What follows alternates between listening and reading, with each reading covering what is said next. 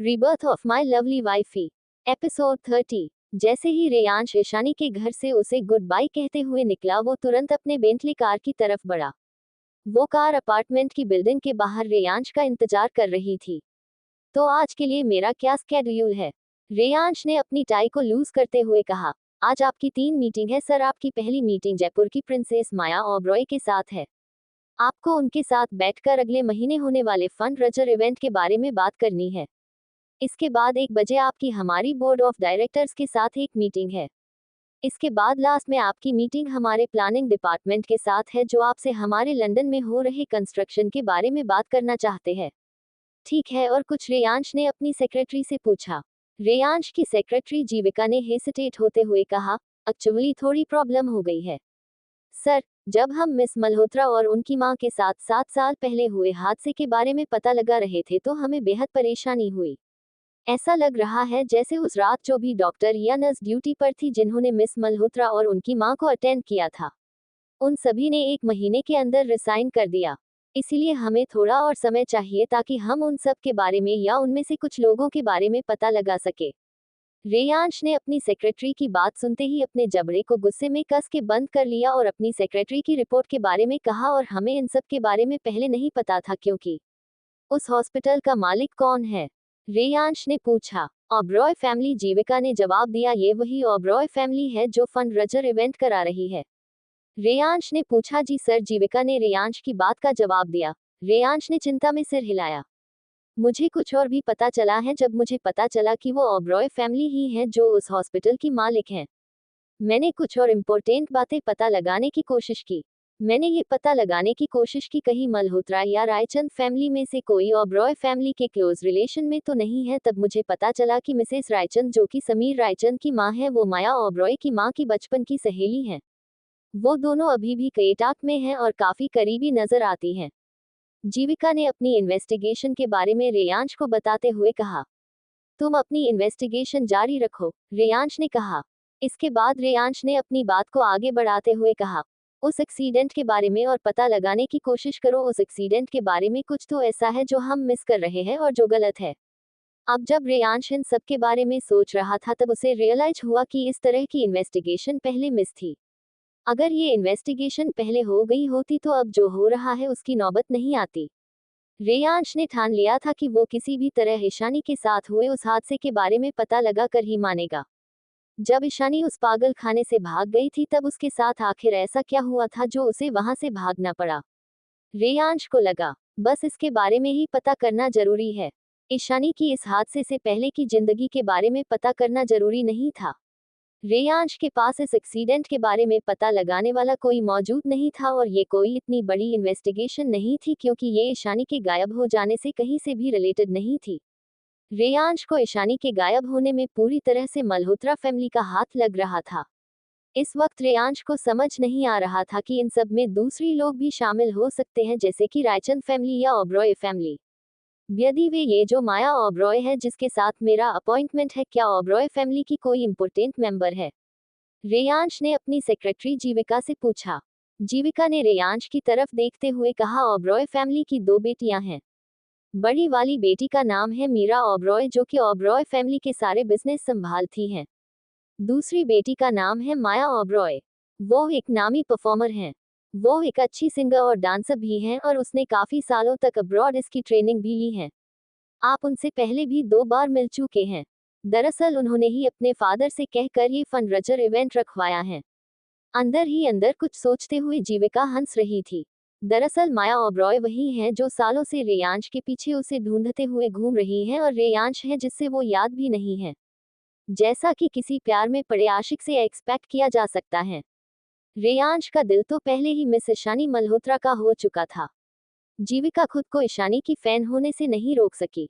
कल जब रेयांश ने ईशानी को लिली के फूल दिए थे तब जीविका भी वही खड़ी थी। उसने ईशानी को रेयांश को इडियट कहते हुए भी सुना था। यहाँ तक कि उसने ईशानी को रेयांश की तरफ गुस्से से घूरते हुए भी देखा था। उस सीन को देखकर जीविका बहुत ज्यादा सरप्राइज हो गई थी क्योंकि ये पहली बार था कि जब किसी ने उसके बॉस मिस्टर रेयांश महेश्वरी से इस तरह बात की थी। जब ईशानी बेहोश हो गई थी तो हमेशा कूल और शांत रहने वाले रेयांश के चेहरे पर डर और घबराहट सांप छलक रहे थे। रेयांश का चेहरा अचानक से पीला पड़ गया था। पहले ईशानी ने रेयांश को डांटा, उसके बाद उसने रेयांश को इस हद तक पैनिक कर दिया कि उसके पास रोने के सिवा और कोई चारा ही नहीं बचा। सिर्फ एक कर्जियस सीईओ यानी कि मिस ईशानी मल्होत्रा ही ऐसा कर सकती थी। ठीक है, बाद में ईशानी की फेवरेट डोंट लाना मत भूलना, और हाँ, मुझे उस डोनट शॉप के मालिक के बारे में भी पता करके बताओ। मैं उस डोनट शॉप को खरीद कर ईशानी को गिफ्ट करूंगा, तब वो जितने चाहे उतने डोनट खा सकती है। किसी भी वक्त पूरी जिंदगी के लिए, रेयांश ने अपनी आंखें बंद करने से पहले कहा। जैसे ही रेयांश अपने ऑफिस पहुंचा, उसकी आंखें एक तेज खुशबू के झोंके से तुरंत और बड़ी होकर खुल गई। वो जानी पहचानी नहीं थी। रेयांश ने तुरंत अपने ऑफिस के काउच पर आराम से बैठी हुई औरत की तरफ घूर कर देखा और उससे कहा, कौन हो तुम और तुम्हें मेरे ऑफिस के अंदर किसने आने दिया? रेयांश के एक्सप्रेशन और टोन दोनों ही डोमिनेटिंग थे। उस अनजान औरत ने तुरंत अपनी पलकें उठाए और रेयांश को एक प्यारी और दोस्त भरी स्माइल दी। इसके बाद उसने अपने पैरों को अनक्रॉस किया और अपनी जगह से उठकर खड़ी हो गई। खुद को इंट्रोड्यूस करते हुए उसने कहा, मिस्टर रेयांश, मैं माया ओबरॉय हूं और मैं यहां पर आपसे मीटिंग करने आई हूं। हमारी मीटिंग आज सुबह 9 बजे के लिए स्केड्यूल की गई थी। इसके बाद माया ने रेयांश के साथ हैंडशेक करने के लिए अपना हाथ आगे बढ़ाया। हालांकि वो दोनों पहले भी मिल चुके थे, लेकिन माया को पूरा यकीन था कि रेयांश ने उसे फिर भी नहीं पहचाना होगा। इस चीज के लिए वो पहले से ही मेंटली प्रिपेयर थी। आखिरकार उसे हर बार ही अपनी बड़ी बहन की वजह से नजरअंदाज कर दिया जाता था। तुम्हें मेरे ऑफिस के अंदर किसने आने दिया? रेयांश ने अपना क्वेश्चन रिपीट करते हुए पूछा। इसके बाद उसने कहा, जब भी मैं अपने ऑफिस में नहीं होता हूं तो मैं यहाँ पर किसी को भी आने की इजाजत नहीं देता हूँ। ऐसे कहते हुए रेयांश की आईब्रो सिकुड़ गई थी, पर वो बेहद डरावने तरीके से माया की तरफ देख रहा था।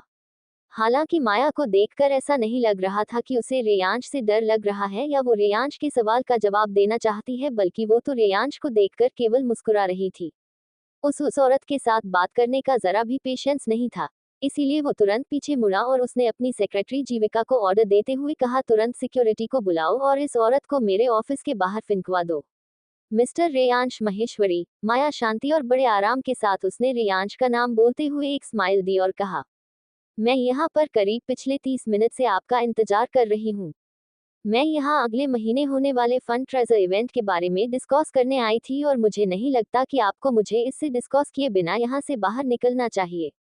रेयांश की सेक्रेटरी जीविका को यकीन ही नहीं हुआ कि माया की इतनी बेइज्जती होने के बाद भी वो रेयांश से इतनी शांति और प्यार से बात कर रही थी। जीविका माया से आज के पहले 2 बार और मिल चुकी थी, इसीलिए उसे माया के मैनर्स और हाव भाव के बारे में पहले से ही पता था।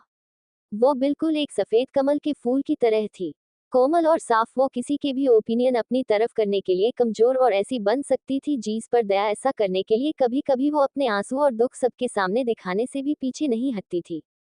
इससे पहले भी जब माया रेयांश के आसपास रहती थी तो वो एकदम शर्मीली सी दिखाई देती थी। इसीलिए अब जब वो इतने कॉन्फिडेंस से बात कर रही है तो ऐसा लग रहा है यह कोई नई माया सामने आकर खड़ी हो गई। मगर जीविका ने बिना टाइम वेस्ट किए इन सब बातों के बारे में सोचना छोड़कर रेयांश की बातों पर ध्यान दिया और रेयांश के ऑर्डर के हिसाब से उसने सिक्योरिटी को बुला लिया। रेयांश एकदम चुपचाप खड़ा था, लेकिन रेयांश को शांत देखकर भी माया अपने इरादों से पीछे नहीं हटी। उसने रेयांश से बात करना जारी रखा और कहा, सर, मैं यहाँ पर फंड इवेंट में परफॉर्म करने वाले परफॉर्मेंस को फाइनलाइज करने आई हूँ। अब क्योंकि मैं खुद एक पावरफुल आर्टिस्ट हूँ, मैंने तय किया है कि मैं भी एक परफॉर्मेंस दूंगी। इसके अलावा मैं इस इंडस्ट्री में ऐसे काफी लोगों को जानती हूँ जो परफॉर्म करते हैं और उनमें से कई मेरे अच्छे दोस्त भी हैं, इसलिए मैंने सोचा है कि मैं उन लोगों को यहाँ बुलाकर परफॉर्म करने के लिए कहूंगी। इससे हमारे इवेंट को काफी पॉपुलैरिटी मिलेंगे और उनके सपोर्ट से हमारा चैरिटेबल इवेंट सक्सेसफुल हो जाएगा। इसके अलावा हम सभी के पार्टिसिपेट करने से इवेंट से हम ज्यादा फंड इकट्ठा कर पाएंगे। मैं चाहती थी कि इस बारे में आपको बताऊं और मैं ये भी चाहती थी कि अगर इस इवेंट को लेकर आपको कुछ और सजेशन या प्लान्स है तो आप वो भी मुझे बता दीजिए, तो हम प्रोग्राम को वर्कआउट कर सकते हैं। और मेरी यहाँ आने का मकसद भी यही था। इसी वजह से मैं आपसे मिलना चाहती थी, लेकिन मुझे नहीं पता था और मैंने ऐसा सोचा भी नहीं था यहाँ आने के बाद मेरी इतनी बेइज्जती होगी। अपनी बात को जारी रखते हुए माया ने कहा, इस समय मेरे दिमाग में बस बच्चे ही घूम रहे हैं। दरअसल ये बच्चे ही इस इवेंट को ऑर्गेनाइज करने के पीछे, इस फंड रेसिंग के पीछे मेरी मोटिवेशन है। मैं जानती हूँ कि मैंने आपको गुस्सा दिलाने जैसा कोई काम नहीं किया है, लेकिन फिर भी मैं चाहती हूँ और ऐसी उम्मीद करती हूँ कि आप इन सब छोटी बातों को छोड़कर पहले अनाथ आश्रम के बच्चों के बारे में सोचेंगे। आखिर ये इवेंट आपके और मेरे बारे में नहीं है बल्कि उन बच्चों के बारे में। ऐसा कैसा कहने के बाद माया अपनी जगह से चलकर अपनी मर्जी से के कैबिन के बाहर निकलने लगी। उस वक्त भी उसके चेहरे पर एक छोटी सी मुस्कान बरकरार थी और मन ही मन वो सोचने लगी कि रेयांश को अपनी जिंदगी में किसी व्हाइट लोट्स जैसी औरत की जरूरत नहीं थी। उसे किसी ऐसी औरत की जरूरत थी जो कि स्मार्ट और डोमिनेटिंग हो। कोई ऐसी जो रेयांश के कंधे से कंधा मिलाकर चल सके। मैं चाहती हूँ कि रेयांश देखे कि मैं वो औरत हूँ। हालांकि इससे पहले कि माया दरवाजे तक पहुंच पाती, रेयांश ने उसे अपना जवाब दिया। उसने कहा, अगर तुम्हें ऐसा लगता है कि किसी फन रेजर इवेंट को ऑर्गेनाइज करने के लिए मुझे ओबरॉय फैमिली की जरूरत है तो तुम बिल्कुल गलत हो, मिस माया। और अगर मैं गलत नहीं हूँ तो मैं इस इवेंट का सिर्फ एक स्पॉन्सर हूँ। मुझे ये समझ में नहीं आ रहा है कि तुम आखिर उस इवेंट के बारे में मुझसे बात करने क्यों आए हो, जबकि इस इवेंट के इंचार्ज तो तुम खुद हो। अगर तुम अभी भी इस इवेंट को लेकर अपने डिसीजन लेने लायक नहीं हुई हो तो तुम्हें मेरे पास नहीं बल्कि अपने फादर के पास जाना चाहिए। तुम्हें उनके पास जाकर इस इवेंट की रिस्पॉन्सिबिलिटी उन्हें देनी चाहिए और उनसे कहना चाहिए कि वो तुम्हारे बदले इस इवेंट को मैनेज कर ले। आइंदा से यहाँ आकर इस इवेंट के बारे में बात करके मेरा टाइम मत वेस्ट करना। ये सब सुनने के बाद माया को ऐसा लगा अब उसके अंदर की हिम्मत टूट रही है। इसीलिए वो तुरंत रेयांश का ऑफिस छोड़कर वहां से निकल गई।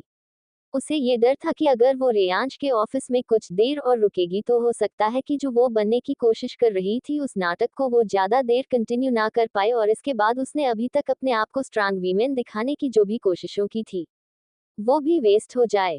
ये तीसरी बार था जबकि रेयांश ने अपना गुस्सा माया पर निकाला था, मगर माया ने इतना सब कुछ हो जाने के बाद भी हार नहीं मानी थी। वो पीछे नहीं हटी थी।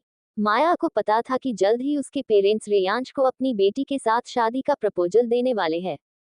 जहां तक माया को पता था चांसेस थे कि वो मीरा का रिश्ता लेकर ही रेयांश के पास जाने वाले थे, क्योंकि माया को ऐसा लगता था कि रुक्मणी उनकी नजरों में माया से ज्यादा कैपेबल थी। लेकिन माया को यकीन था कि अगर कोई औरत रेयांश के बगल में खड़े होने के लायक थी तो वो माया थी, ना कि उसकी बहन मीरा। इसलिए माया ने सोचा कि क्यों ना जाकर सबसे पहले रेयांश का दिल जीता जाए। अगर रेयांश को खुद ही माया से प्यार हो गया तो माया की पेरेंट्स के पास माया और रेयांश को आशीर्वाद देने के अलावा और कोई रास्ता ही नहीं बचेगा। इसके लिए माया का पहला कदम था कि वो खुद जाकर रेयांश से बात करें और जानबूझकर उसकी बातों के खिलाफ खड़ी हो। इससे रेयांश को लगेगा कि माया उसे टक्कर देने लायक औरत है। माया ने सोचा कि इस समय रेयांश का पूरा ध्यान माया पर होगा और वह अपने सेक्रेटरी से गुस्से में माया के बारे में पता लगाने की कोशिश करवा रहा होगा। और ऐसा सोचते हुए माया के होठों पर एक स्माइल आ गई। लेकिन माया को कहाँ पता था कि यह सब सिर्फ उसकी इमेजिनेशन है, उसके मन की बात है जिसे वो सच करना चाहती है। यहाँ तक कि माया के रेयांश के ऑफिस से निकलते ही रेयांश ने अपना काम करना ऐसे शुरू कर दिया जैसे कि वो कुछ हुआ ही ना हो। सर, हमारी सिक्योरिटी ऑलरेडी मिस माया के पीछे जा चुकी है। वो आज रात को ज्यादा ही अजीब तरीके से बिहेव कर रही थी। क्या मैं आगे जाकर किसी से उसके बारे में पता लगाने के लिए कहूँ? रेयांश की सेक्रेटरी जीविका ने रेयांश से पूछते हुए कहा।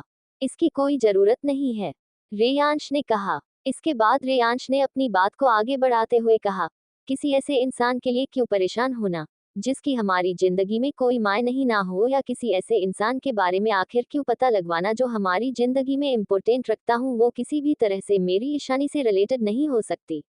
ईशानी के साथ जो कुछ भी हुआ, ये औरत कभी भी इसकी जिम्मेदार नहीं हो सकती है। एक बेवकूफ औरत है। जीविका के पास रेयांश की बातों पर हाँ में हाँ मिलाने के अलावा यहाँ में सिर हिलाने के अलावा कोई चारा भी नहीं था। इसीलिए जीविका ने अपने ख्यालों को अपने पास रखते हुए रेयांश की बातों पर हामी भर दी।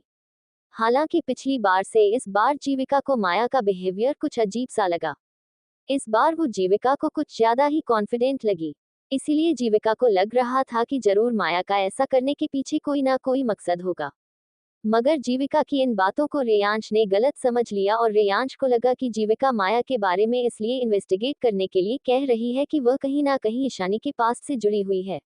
आखिर जीविका इतनी भी बेवकूफ नहीं थी जितनी कि रेयांश उसे समझता था, मगर क्योंकि रेयांश उसका बॉस था इसीलिए जीविका के पास रेयांश की बातों पर एग्री होने के अलावा और कोई रास्ता नहीं था। और बातों बातों में उसे ये भी पता चल गया कि कितनी जल्दी ईशानी ने रेयांश के ख्यालों में भी अपनी जगह बना ली थी।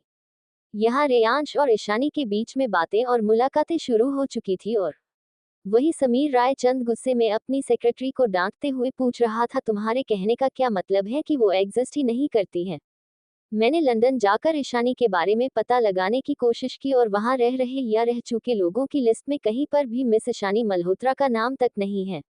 वहां के ऑफिस से जब मैंने इस नाम की औरतों की इंफॉर्मेशन निकाल कर मुझे देने के लिए कहा तो उन्होंने मुझे बताया कि इस नाम की कोई औरत वहां पर मौजूद ही नहीं है और ना कभी इस नाम से कोई लंदन रहने आया। इसके अलावा जब मैंने मुंबई जाकर वहां की म्यूनिसिपल कॉरपोरेशन में जाकर ये पता लगाने की कोशिश की कि वहां पर किसी उदयपुर से आई हुई लड़की का कोई रिकॉर्ड है जिसका नाम ईशानी मल्होत्रा है, तो वहां पर भी मुझे कुछ पता नहीं चला, समीर रायचंद के सेक्रेटरी ने समझाते हुए कहा। इसके बाद उसने अपनी बात को आगे बढ़ाते हुए कहा, यहाँ तक कि जब मैंने मल्होत्रा की फैमिली लॉयर्स यशवी से भी बात करने की कोशिश की तो उसने भी मुझे मिस ईशानी के बारे में किसी भी तरह की कोई इन्फॉर्मेशन देने से मना कर दिया। उसने कहा कि वो अपनी क्लाइंट्स की किसी भी तरह की कोई भी प्राइवेट इन्फॉर्मेशन कहीं लीक नहीं करती है। इसके अलावा वो अपने क्लाइंट्स की प्राइवेसी की बहुत इज्जत करती है और अगर उसके क्लाइंट्स की डेथ भी हो जाए तभी वो उनके बारे में कोई इन्फॉर्मेशन अपने हाथों से बाहर नहीं जाने देती है। और उसके एड्रेस का क्या हुआ? क्या तुमने उसके बारे में पता लगाने की कोशिश की? इस समय वो कहाँ रह रही है?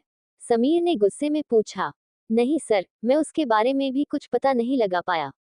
समीर के सेक्रेटरी ने शर्म के मारे अपना सिर नीचा करते हुए समीर को जवाब दिया और कहा, हमारे लोगों ने उदयपुर के हर होटल में चेक इन करने वाले गेस्ट के डेटाबेस को पूरी तरह छान डाला, लेकिन उन्हें कहीं भी किसी भी होटल में ईशानी मल्होत्रा के नाम से चेक इन करने वाले किसी भी इंसान का पता नहीं चल पाया। मुझे लगता है कि वो जरूर किसी दूसरे नाम से यहाँ पर रह रही है। क्या तुमने एयरपोर्ट पर पता लगाने की कोशिश की? अगर वो उदयपुर के आसपास ही रह रही थी तो हो सकता है कि वो यहाँ पर फ्लाइट से आई हो। मुझे लगता है एयरपोर्ट पर उसकी फ्लाइट के कुछ न कुछ रिकॉर्ड तो जरूर होंगे, समीर ने अपनी सेक्रेटरी से कहा। मैंने पहले एयरपोर्ट पर इन सारी इंफॉर्मेशन के बारे में पता लगा लिया था, मगर उनके पास भी ईशानी मल्होत्रा के बाहर से किसी फ्लाइट में आने का कोई रिकॉर्ड नहीं है।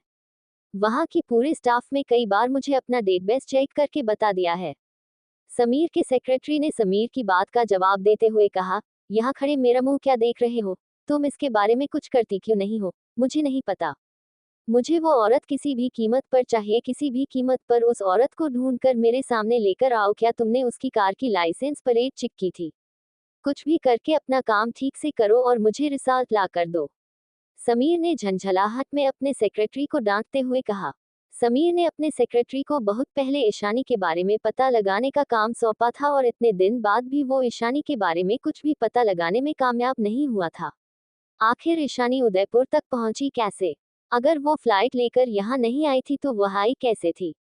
आखिर यहाँ पर ये सब हो क्या रहा है? आयुषी ने समीर के ऑफिस में अपने कदम रखते हुए तेज आवाज में कहा, न जाने कैसे। लेकिन आयुषी ने समीर के ऑफिस में कदम रखते ही उसके ऑफिस का गंभीर एटमॉस्फेयर भाप लिया था। जैसे ही समीर के सेक्रेटरी ने आयुषी का सवाल सुना उसने अपना सिर नीचे कर लिया। आयुषी ने समीर के चेहरे पर गुस्सा देखकर उसे तुरंत शांत करने की कोशिश की। उसने समीर की पीठ को सहलाते हुए कहा, समीर टॉलरेटेड। ऐसा कहने के बाद आयुषी ने आंख से इशारा करते हुए समीर के सेक्रेटरी को वहां से जाने के लिए कहा और अपने सवालों को प्यार से पूछती हुई वो जाकर समीर की गोद में बैठ गई और कहने लगी, हुआ क्या है? आखिर तुम इतने गुस्से में क्यों हो? ऐसा कहने के बाद आयुषी ने अपनी बाहों का हार समीर के गले में डाल दिया। मैंने कुछ लोगों को ईशानी के बारे में पता लगाने के लिए भेजा था। आज इतने दिन हो गए हैं और मेरा सेक्रेटरी मुझे अगर ये बता रहा है कि उसे अभी तक कुछ भी नहीं पता लगा है। सारे इन्वेस्टिगेशन की रिस्पॉन्सिबिलिटी मैंने अपने सेक्रेटरी को दी थी। ना तो उसे किसी ऑफिस से कुछ पता चला है, ना उसे किसी होटल में ईशानी की जानकारी मिली और ना ही उसे एयरपोर्ट से ईशानी के आने का पता चला है। आखिर ये सब हो कैसे सकता है? समीर ने आयुषी की बातों का जवाब देते हुए कहा। आयुषी ने समीर की बात सुनकर उससे कहा, हो सकता है या तो तुम्हारे सिक्योरिटी से कोई गलती हो रही है या ईशानी कभी वहां थी ही नहीं जहां तुम और तुम्हारा सेक्रेटरी उसे ढूंढ रहा। समीर को अपने सवालों का जवाब नहीं मिल रहा था, लेकिन तभी आयुषी ने उसके सवालों और सोच दोनों को ही एक नया मोड़ दे दिया। आयुषी ने समीर से कहा कि शायद जहां वो ईशानी को ढूंढ रहा है ईशानी वहां से आए ही ना हो। आयुषी की बातों के जवाब में समीर ने उससे सवाल पूछा, मेरे कहने का मतलब है कि तुम्हें क्या पता कि ईशानी सच बोल रही है? हो सकता है उसने हम सबसे झूठ कहो, क्या पता वो पूरे टाइम हमारे अपने शहर में ही थी। लेकिन किसी दूसरे नाम से हो सकता है यही वो वजह हो कि वो हमसे बात करते वक्त इतनी कॉन्फिडेंट थी और इसीलिए उसने हमसे कहा कि वो इस बात का इंतजार करेगी कि कब हम उसकी कंपनी को कांटेक्ट करते हैं। अपनी बात समीर को समझाते हुए कहा। इसके बाद आयुषी ने कहा, अब क्योंकि उसने अपना नाम बदल लिया है इसीलिए वो अपना पुराना नाम कहीं भी यूज नहीं कर रही है। आयुषी की बात पर समीर ने अपने चेहरे पर चिंता जताते हुए सोचा कि उसकी पत्नी आयुषी की बातों में दम तो है। हो सकता है ईशानी अब कोई दूसरा नाम यूज करके उनके शहर में रह रही हो और उन्हें इस बार की कोई खबर ना हो। तुम एक जीनियस हो, समीर ने अपनी पत्नी आयुषी की तारीफ करते हुए कहा और इसके बाद एकदम से उसके गालों पर एक किस किया। इसके बाद अपनी बात को आगे बढ़ाते हुए समीर ने आयुषी से कहा, वैसे एक बात बताओ, तुम यहाँ कैसे? मुझे तो लगा था कि तुम अपनी टीवी ब्रॉडकास्ट में बीजेड होगी, क्या तुम अभी तक थकी नहीं? तुम ऑलरेडी 7 मंथ्स की प्रेग्नेंट हो, तुम्हें नहीं लगता कि अब तुम्हें सारा काम छोड़कर घर पर रिलैक्स करना चाहिए? मेरा काम ही एक ऐसी चीज है जिसे करने के बाद मुझे रिलैक्स फील होता है और मैं यहाँ पर इसलिए आई हूँ क्योंकि मैं चाहती हूँ कि तुम मेरे लिए आने वाले फैशन वीक के लिए एक नया आउटफिट खरीद कर दो। मुझे तुमने मेरे लिए पिछले महीने खरीदा था ना, उसमें मैं बहुत मोटी लगती हूँ। आयुषी ने मुंह बनाते हुए कहा। उसके बाद उसने समीर से कहा, और हाँ, मैं चाहती हूँ कि उस इवेंट में तुम भी मेरे साथ चलो। तुम्हें पता है ना, मैं भी अपनी एक डिजाइन कंपनी जल्दी खोलना चाहती हूँ। मैं चाहती हूँ कि इस इंडस्ट्री के सारे टैलेंटेड लोगों पर मेरी नज़र सबसे पहले पड़े। आयुषी न जानबूझकर यहाँ पर एक छोटा सा पॉज लिया।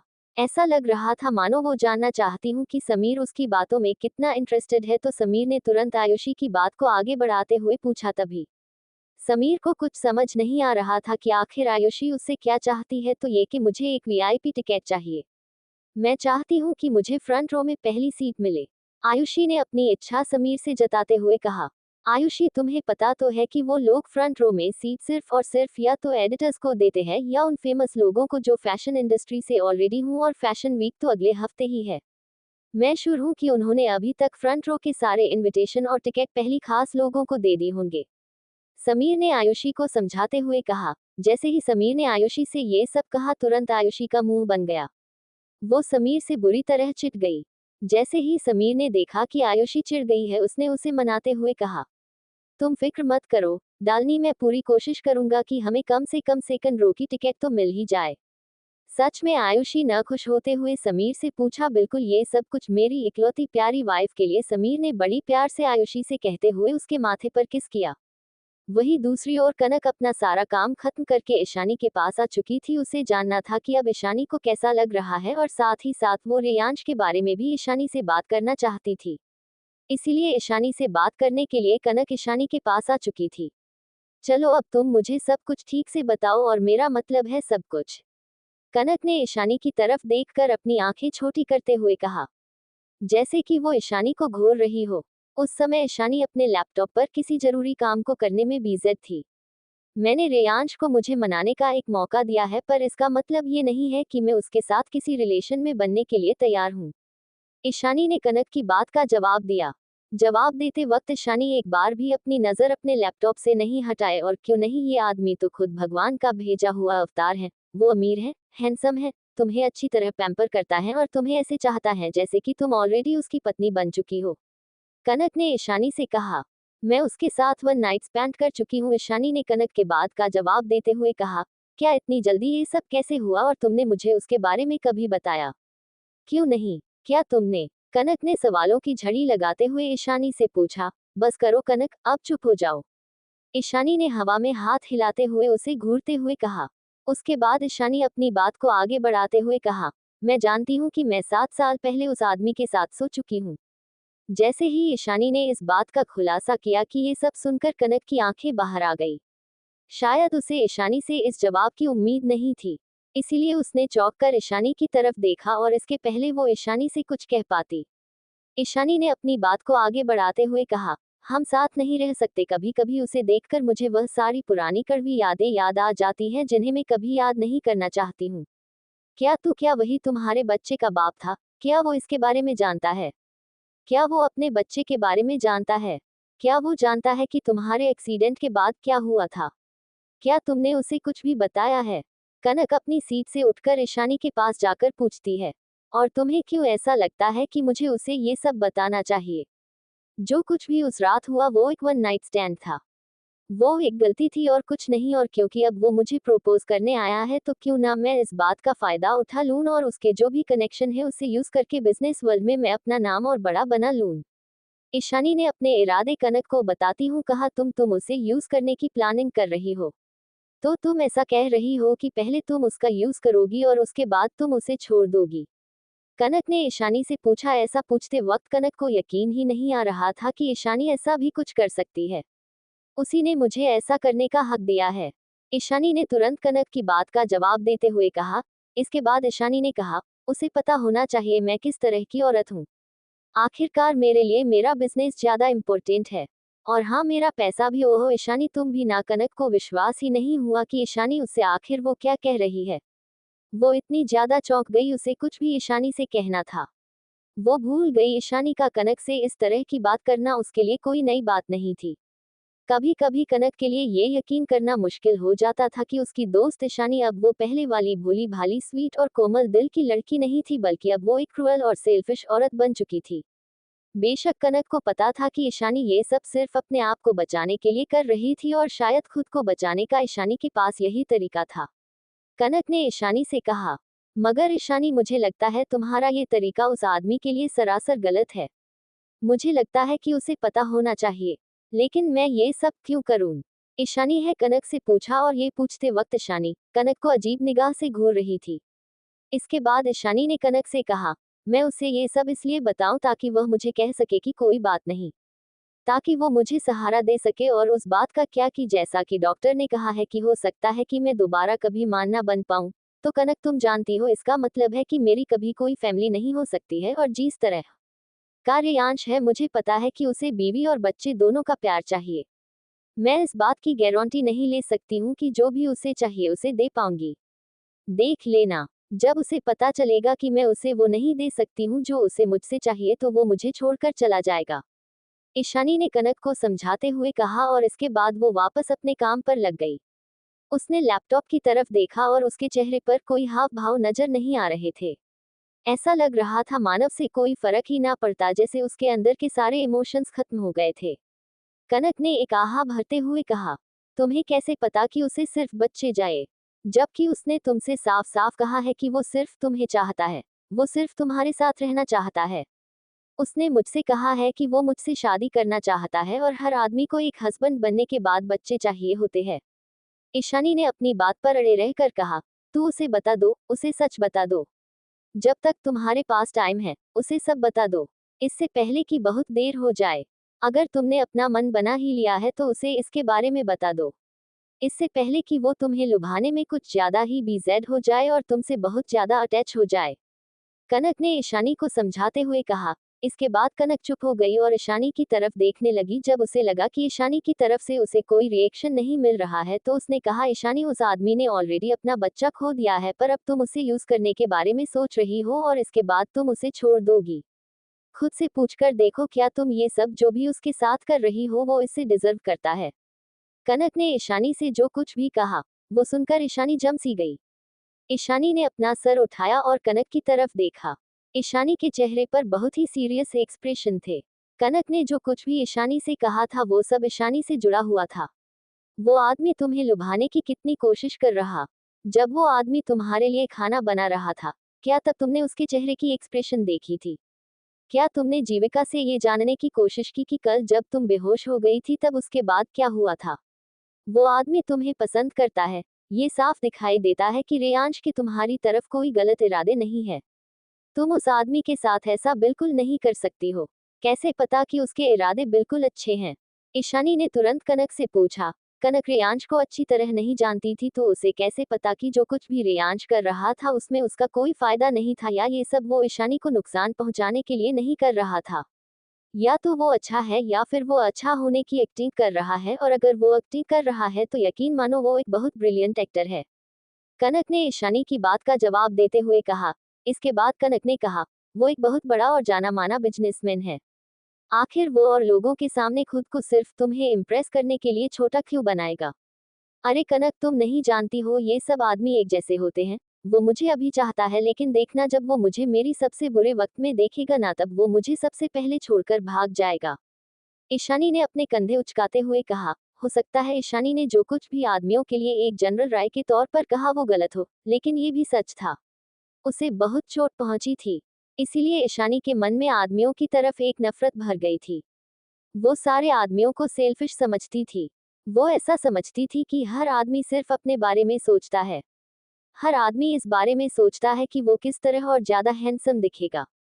इसके बाद ईशानी ने कहा, वो मुझे अभी चाहता है। इसका सिर्फ और सिर्फ एक रीजन है।